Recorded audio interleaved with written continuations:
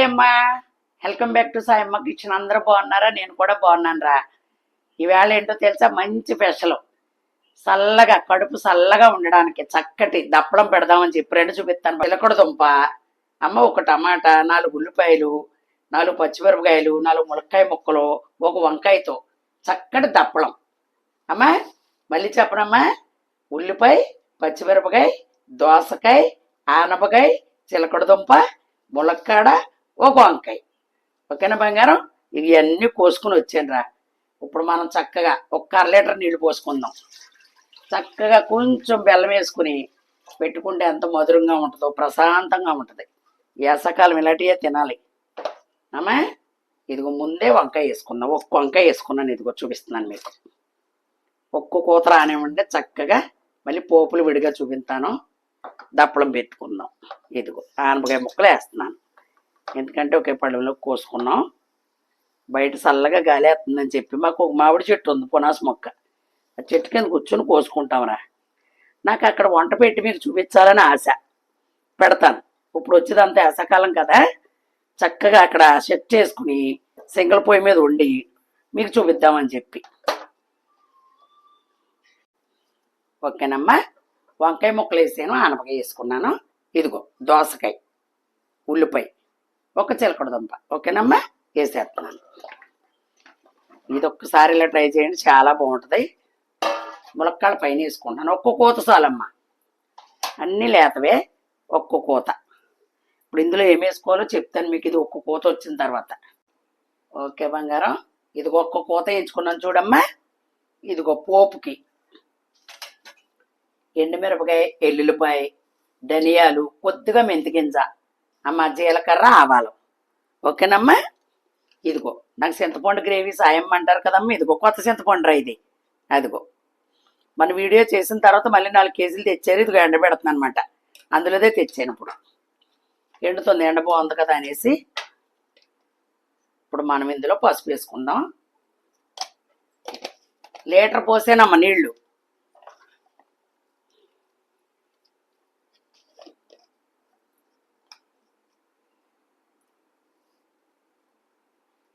ఒక్క స్పూన్ కారం వేసుకున్నాను.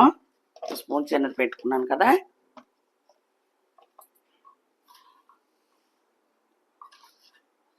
అమ్మ సాల్ట్ తగినంత, మీకు సరిపోనంత బంగారం.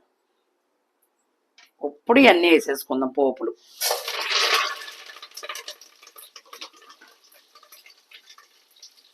ఇందులో మనం కొంచెం బెల్లం వేసుకోవాలమ్మా, సవరుస్కి. నేను ఆల్రెడీ మొన్న పాకం పట్టుకున్నాను.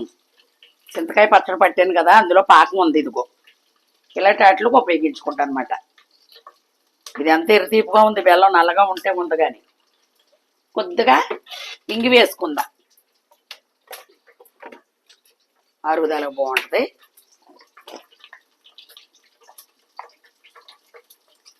వేసాను.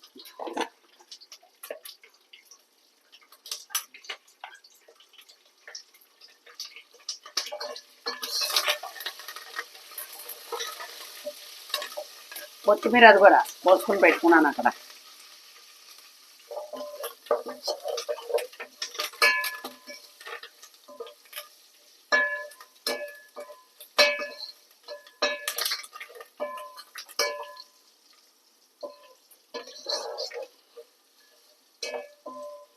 కొంచెం కొత్తిమీర వేసుకున్నామమ్మా. చింతపండు కూడా ఇందులోనే వేస్తున్నాను.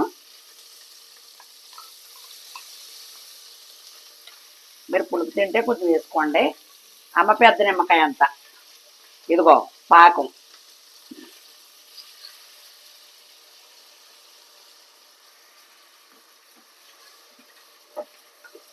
ఇది ఒక 50 గ్రాముల బెల్లం, అవా మెటీరియల్ కమ్మా.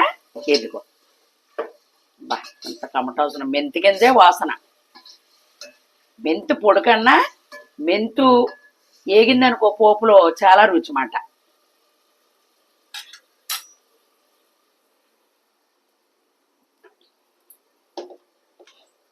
అదిగోరా.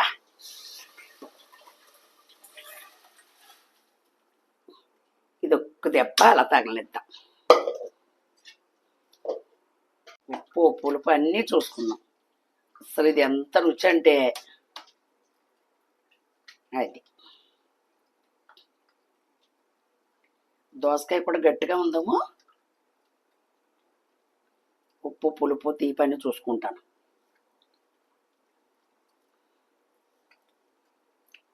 కొద్దిగా ఉప్పు కొన్ని అడతరా, అసలు సూపర్ అన్నీ సరిపోయి వేసుకుంటా కొంచెం. అందుకే ఉప్పు తగినంత అంటున్నాను. అందుకే తక్కువ తినేవాళ్ళు ఉంటారు, ఎక్కువ తినేవాళ్ళు ఉంటారు కదా. నాకైతే అలా సరిపోయిందమ్మా. ఉక్కు పొంగు రానిద్దాం అలాగా. ఇది వేసవకాలానికి ఎంత బాగుంటుందో తెలుసా? కడుపులో చల్లగా ఉంటుంది చక్కగా. ఇందులోకి అవసరమైతే ముద్దపప్పు మీరు, లేదా చక్కగా ఓ ముద్ద తినేసి మజ్జిగ పలసగా చేసుకుని తాగితే ప్రాణం ఎక్కడికి వెళ్ళిపోద్దిరా. ఆల్రెడీ కుక్కర్లో పూత అయిపోయిందమ్మా. మీకు తాలింపు కదా, ఒక దెబ్బ దగ్గర చూపిద్దామని. చూసారు ఎలాగుందో? చక్కగా ఉందమ్మా. ఇలా వండుకోండి. పెద్ద పని ఏం కాదు, కోతే పని. ఒక్క కోత ఎంచుకుంటే అయిపోద్ది. ఈ పులుసు ఉండాలమ్మా. ఈ పులుసు ఉంటేనే మరి పులుసుతో కలుపుకుంటాం కదా. ఏ ముక్క పాడు చేయక్కలు, చక్కగా తినేయచ్చు. అదిగో నేను వేసిన మెటీరియల్ ఇంకంతే, ఎక్స్ట్రా ఏమీ ఎక్కలొద్దు. చక్కగా ఉంటుంది. ఓకే బంగారం, కట్టేస్తున్నాను. ఓకేనమ్మా. మరి చక్కగా నచ్చిందని అనుకుంటున్నాను. ఇలా సింపుల్గా ఒకరోజు స్నాక్స్, ఒకరోజు కూర, ఒకరోజు అలాగా చూపిస్తూ ఉంటాం. చక్కగా చూస్తున్నారు, చక్కగా చూడండి బంగారం. ఏమ్మా, అందంగా లైక్ చేయండి, షేర్ చేయండి, సబ్స్క్రైబ్ చేసుకుని ఇలాంటి దప్పడం పెట్టుకుని అందంగా తిన్నామమ్మా అని చెప్పి ఏమ్మా చక్కగా నాకు కామెంట్లో పెట్టారనుకో, నాకు ఎంతో తృప్తిగా ఉంటుంది. ఓకేనమ్మా. మళ్ళీ మంచి రెసిపీతో మీ సాయమ్మ మీ ముందుకు వస్తుంది బంగారం. Bye bye.